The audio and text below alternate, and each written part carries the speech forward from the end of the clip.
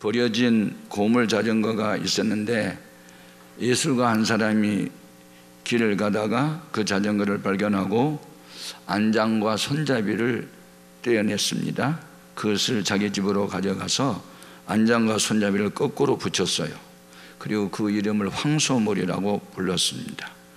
그 고장난 자전거가 한 사람이 예술가 손에 들어가 새로운 작품이 만들어졌는데, 그 황소몰이는 영국의 한 경매장에서 293억에 팔리게 됐습니다.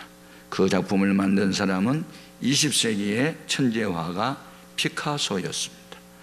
이 세상에는 고장난 자전거처럼 더 이상 쓸모없이 버려진 인생들이 결국은 예술가 중에 예술가이신 하나님의 손에 붙잡히게만 하면 세상에서 가장 못난 인간이 하나님이 가장 더 높여주는 사람으로 바꿔줄 수 있고, 과거에는 범죄에 빠져가지고 여러 사람들 마음에 근심과 걱정과 두려움의 대상이 이제는 많은 사람들 마음에 평안과 기쁨과 위로와 소망과 희망을 주는 그런 소위 피스메이커로 바꿔줄 수 있습니다.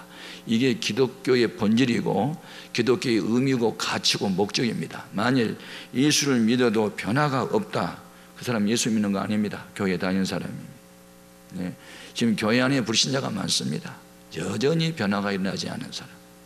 설교를 아무리 강조하고 숙제를 내고 기도를 강조하고 전도를 강조해도 그건 목사님만 그냥 하는 소리고 나는 전혀 관계없는 이런 교회 안에 불신자, 교회 안에 당자들이 있는데 안타까운 일이죠.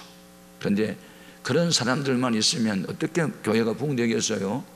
그 중에서도 목사의 말을 하나님의 말씀으로 받아들이기도 하고 귀로만 듣지 않고 가슴에 새기기도 하고 그것을 실천에 옮기는 사람, 그 과정은 수치, 고난, 고통 또는 죽음에 이르는 일이 있어, 즉 십자가가 있어도 그것을 피하지 않고 십자가 지는 사람들로 인해서 교회는 지금까지 성장해 왔습니다. 여러분, 십자가 안 지는 사람 하나도 없어요. 십자가는 수치와 고난, 죽음을 의미하는데 십자가는 다 있어요. 그런데 크게 두 가지가 있어요. 하나는 자기 잘못 때문에 형벌로 져야 하는 십자가, 또 하나는 자기 죄와는 아무 상관없이 남 살리기 위해서 지는 십자가. 둘 중에 하나예요. 여러분, 그 둘 중에 여러분은 어디에 속한 십자가의 사람인가요?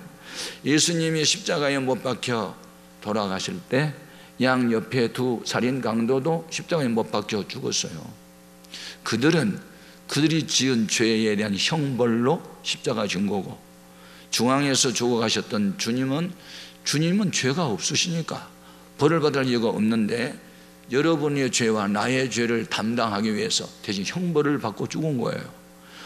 그 예수님께서 제자를 선택하시고 너희가 내 제자가 되려거든, 아니 나를 따라오려거든, 나를 정말 믿으려거든 십자가 지고 나를 따르라 하셨어요. 예. 마태복음 16장 24절 25절 같이 읽어봅니다. 이에 예수께서 저희들에게 이르시되 누구든지 나를 따라오려거든 자기를 부인하고 자기 십자가를 지고 나를 따를 것이니라. 자기 부인, 누구든지 제 목숨을 구원하고자 하면 잃을 것이요 누구든지 나를 위하여 제 목숨을 잃으면 찾으리라. 이런 것을 우리가 영리적 진리라고 그러죠. 예. 죽어야 살고 비워야 채워지고 내려가야 올라가는 거, 영리적 진리. 그런데 이것을 하면 이제 그리스도인이고 이걸 못하면 아직은 아니죠. 예.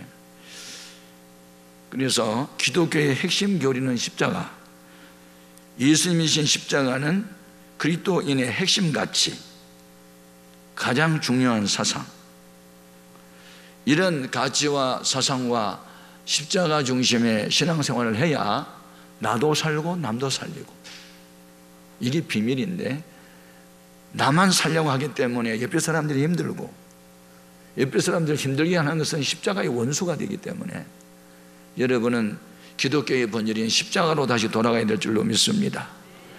그래서 오늘날 은혜 받았다, 주님의 은혜로 병 고침 받았다, 내가 예수 믿기 전에 정말 힘들고 어려운 인생인데 지금 행복해졌고 가난한 내가 이제 부유하게 됐고 무명의 사람이 좀 유명 인사도 됐고 사회적 지위도 좀 확보했다.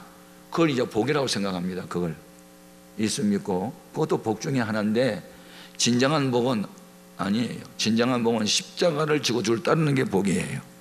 여기에 아멘할 수 있는 사람만 천국 가게 돼요. 왜냐하면 내가 예수님의 이름으로 선지자, 예언은 아무나 하는 게 아니에요. 하나님의 계시가 있어야 예언하는 거. 선지자 계시를 받아서 전했고, 죽은 사람 살렸고, 병든 자 고쳤고, 많은 은사를 경험한 사람이라도 십자가를 지지 않으면 불법자가 돼서 최후의 날, 주님 앞에 서는 날, 난 널 알 수 없어, 나가 하고 천국 문에서 쫓겨날 사람들이 있다고 주님이 말씀하셨으면 그냥 그대로 되는 겁니다. 앞으로 여러분 은사 쪽 관심보다는 사역 쪽에 관심을 가져야 하고, 능력보다는 십자가에 관심을 가져야 합니다. 다시 말하면 현상보다 본질을 붙잡아야 된다 그 말이에요. 마태복음 7장 21절 이하 같이 읽어봅니다. 나더러 주여 주여 하는 자마다 다 천국에 들어갈 것이 아니요 다만 하늘에 계신 내 아버지의 뜻대로 행하는 자라야 들어가리라. 하나님 뜻이 뭔지. 그날에 많은 사람이 나더러 이르되 주여 주여 우리가 주의 이름으로 선지자 노릇하며 주의 이름으로 귀신을 쫓아내며 주의 이름으로 많은 권능을 행하지 아니하였나이까 하리니, 그때에 내가 그들에게 밝히 말하되 내가 너희를 도무지 알지 못하니 불법을 행한 자들아 내게서 떠나가라. 여기서 말하는 불법이 바로 십자가입니다. 십자가 지지 않는 자는 다 불법이에요. 왜냐하면 천국 가는 길은 십자가밖에 없으니까. 다른 길이 있어요?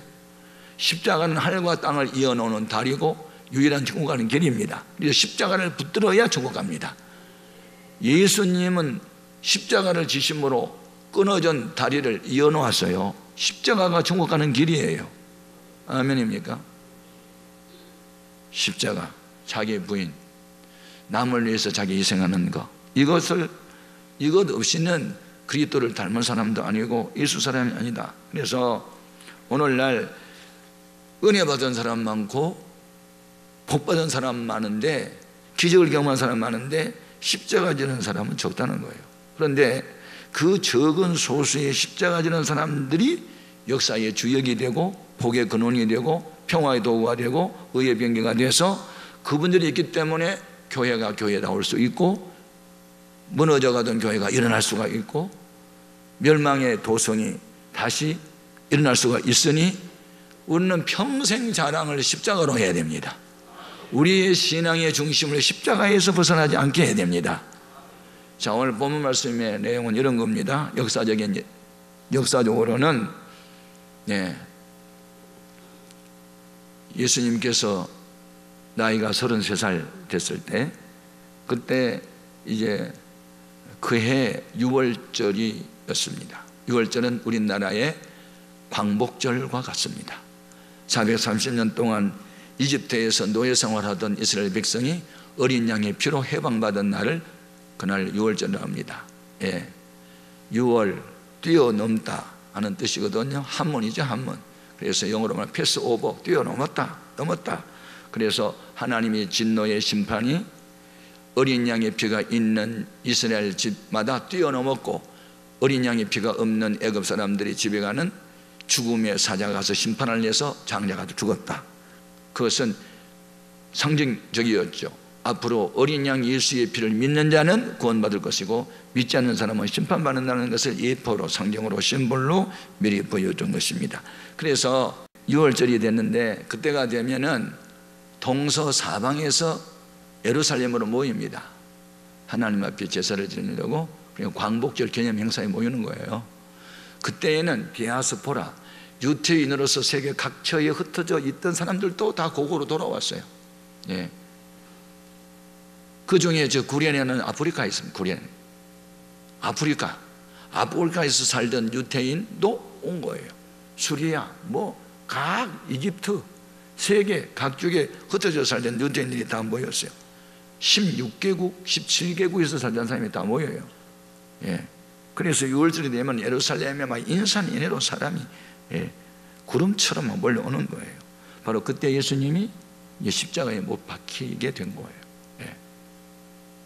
그런데 예수님이 졌던 십자가가 한 180건이 넘는 이 동나무 십자가 너무 이제 무겁잖아요. 그래서 가다가 이제 기절해가지고 쓰러졌어요. 그러니까 채찍으로 때리니까 또 일어났다가 비틀거리다가 또 쓰러지고 18번을 쓰러졌대.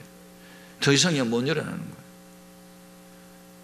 그러니까 그 집행관 로마 병정이 그저 구레네 아프리카에서 온 힘이 좀 세 보이는 남자가 여러 사람들이 지금 결의해서 구경하고 있으니까 야 너 이리 와 줘 해가지고 예수님의 십자가를 억지로 지게 한 거예요. 지금 그 이야기거든요. 네. 여러분 우리가 신앙생활을 하다 보면 내가 원해서 내가 기뻐서 자원해서 내가 그 일은 내가 담당하겠습니다. 그리고 십자가를 지는 사람도 있지만 때로는 나는 마음에도 없고 힘도 없는데 그걸 왜 자꾸 나보고 강요를 해가지고 내가 맞으면서 억지로 십자가 지는 경우도 있어요. 신앙생활은요 내가 원하는 대로 하는 게 아니고 나는 싫어도 하나님이 원하면 그냥 해야 할 일도 있어요. 그래요 안 그래요? 맞아요 안 맞아요? 옛날에 아프리카에서 온 무슨 고라니 목사가 차고라니 목사가 맞아요 안 맞아요? 한국말 배워가지고 맞아요 안 맞아요? 재미가 있으니까 자꾸 하더라고. 맞아요 안 맞아요? 맞아요. 아멘. 어때요? 교회 일은 꼭 여러분이 원해서 여러분이 선택해서 하는 봉사도 있지만 때로는 강요를 해가지고 강제로 해가지고 막 안 하면 안 된다고 막 그렇게 해가지고 억지로 하는 경우도 있어요. 저도 신앙생활을 그렇게 해요. 다 좋아서 한 줄 아세요? 억지로 할 때도 많아요. 그런데 문제는 억지로 하든 자원해서 하든 간에 하나님을 하고 보면 복은 받는다는 거예요. 문제는 이 공통점이 억지로 하든 자원해서 하든 하나님이 기뻐하는 일을 하면 결과는 복을 받는다는 거예요. 그래서 여기에 지금 구레네에서 온 시몬이 억지로 십자가를 졌는데 그 결과는 엄청난 복받은 이야기가 성경에 있단 말이에요. 제가 오늘 그게 소개하고 싶거든요. 우리는 요나서를 읽어보면요 요나는 하나님의 선지자임에도 불구하고 하나님 명령을 다 순종 안 해요. 골라서 해. 좋은 것만 입맛에 맞는 것만. 그런데 어느 날 요나야 너 저 이스라엘 나라를 가끔씩 침공에 들어왔던 원수의 나라 아수르 있잖아. 그 아수르의 수도인 니느웨에 가가지고 전도 좀 해라. 그러니까 싫은 거예요. 원수는 망해야 되는데 왜 구원해요?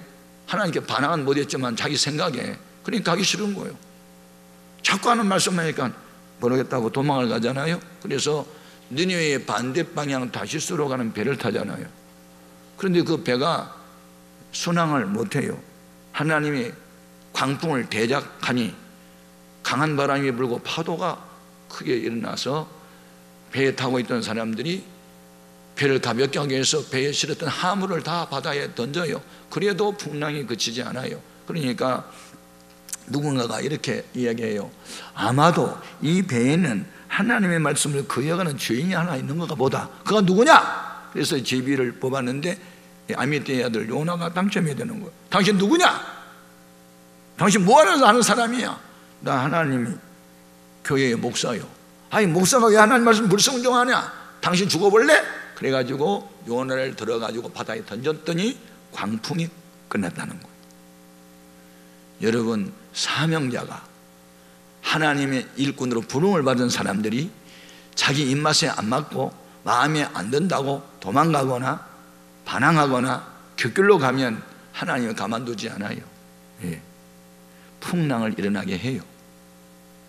그래서 하나님이 그 풍랑 속에서 바다에 던져진 요나를 또 살려요. 예. 매를 때는 것도 사랑하기 때문에 때리는 것이죠. 그래서 큰 물고기라고 하니까 그때는 고래라고 하는 단어가 없었는 것 같아요. 큰 물고기가 고래밖에 더 있겠어. 그냥 통째로 꿀꺽 삼키는 게 고래야.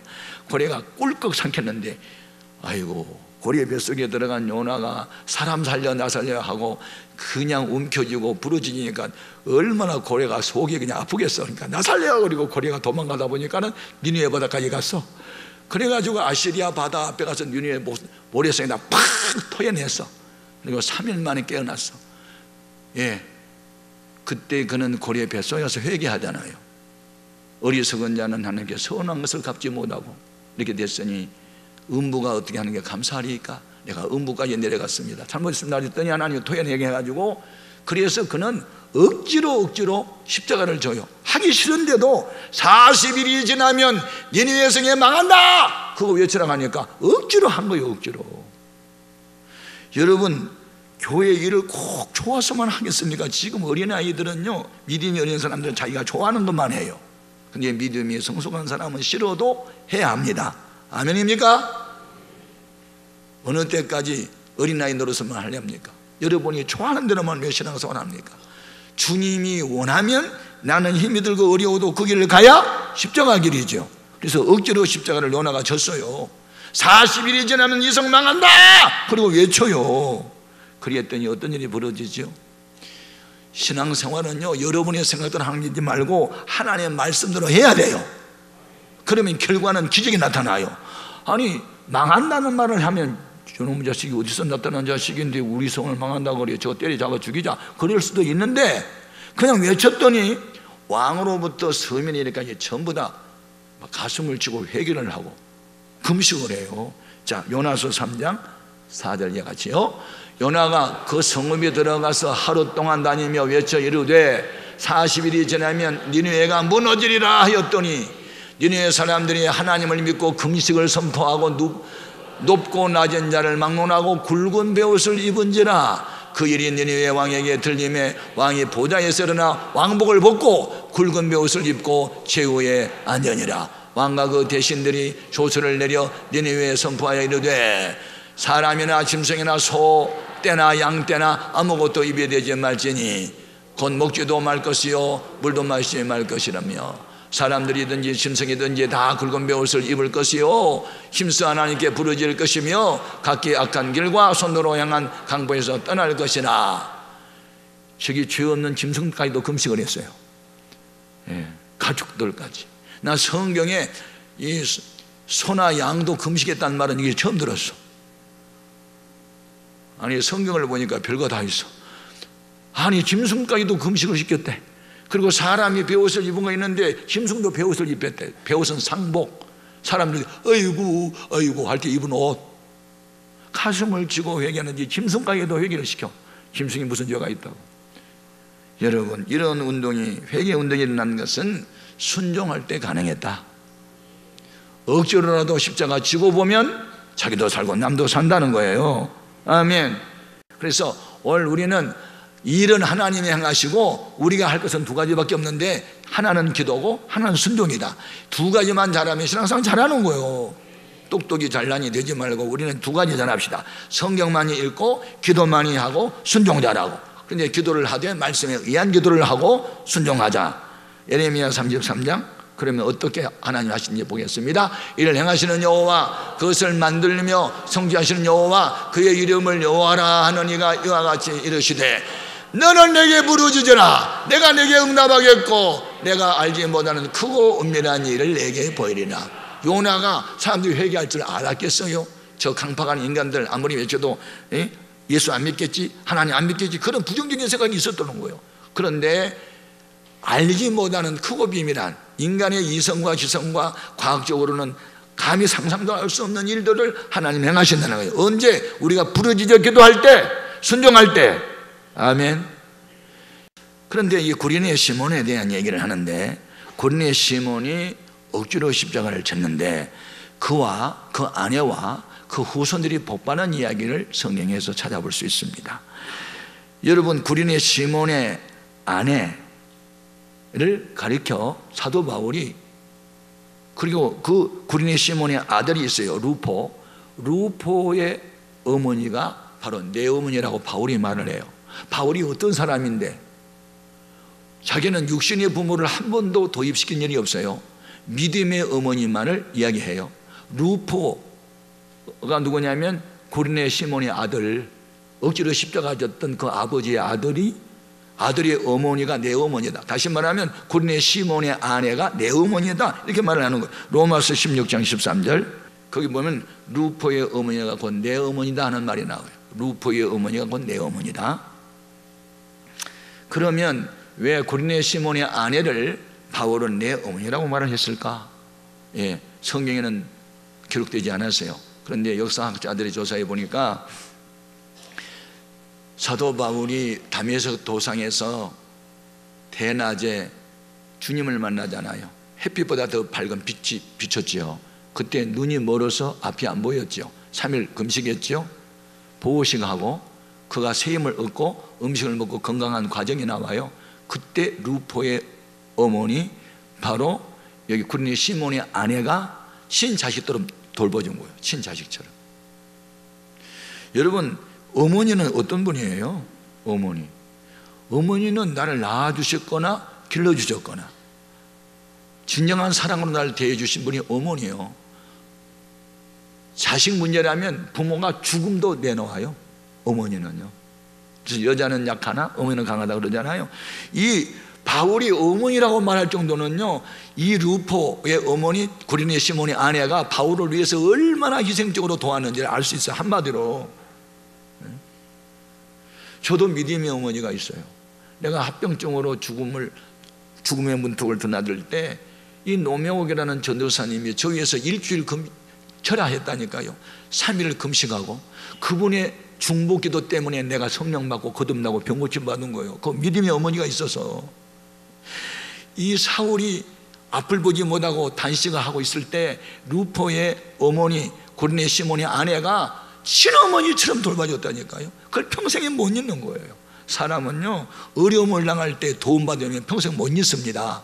그러나 앞으로 여러분들은 누군가의 좋은 기억이 남는 인생을 살려면 누가 절박한 상황이 있을 때 감동이 될 만하게 도와주십시오.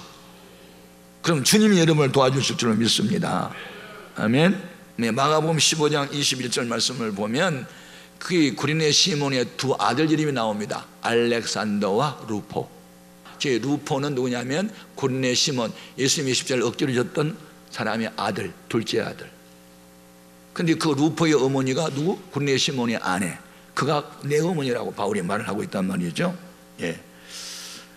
참 여러분, 우리 교회 권사님들이나 또 나이 드신 분들은 참 좀 우리 일반 성도들에게, 우리 장로님들까지도 참 그분은 영적으로 내 아버지입니다. 그렇게 영적으로 좀 이렇게 감동을 줄 수 있고, 예, 젊은이들에게 아버지처럼 사랑으로 대해주는 그런 사람들이 교회에 있어야, 가정은 어머니가 아버지가 있어야 이 따뜻함을 느껴요. 아멘. 똑똑이가 많은 집안은 싸워요. 따뜻하고 사랑이 많고 도와주고 부드럽고 용기 주고 그런 사람이 필요한데, 사도 바울이 여러 사람들에게 박해받을 때 힘이 들었지만 이 루포의 어머니 같은 자기 어머니처럼 대해주는 사람이 있었기 때문에 바울이 엄청난 일을 해낼 수가 있었다는 거예요. 아멘. 그러니까 결국은 구린의 시몬은 자기만 헌신한 게 아니고 자기 아내도 헌신했다는 건 아니에요. 부부가. 아멘. 그리고 이 구린의 시몬, 십자가를 진 10대 후손인 콘스탄틴 대제는, 원래 로마는 베드로 시대, 바울 시대에 기독교인을 죽였죠. 그래서 네로 황제 때 베드로도 순교, 바울도 순교. 계속해서 로마는 기독교를 받게 했어요. 언제까지? 주 300년 동안. 그런데 로마 역사의 최초로 기독교 신자가 총독이 됩니다. 그가 바로 콘스탄틴이에요. 콘스탄틴이 누구냐? 억지로 십자가 졌던 구린의 시몬의 10대 손자, 후손. 보십시오. 기독교의 역사에 예수님의 십자가를 대신 졌던 구린의 시몬을 하나님이 가만두지 않았다는 거죠.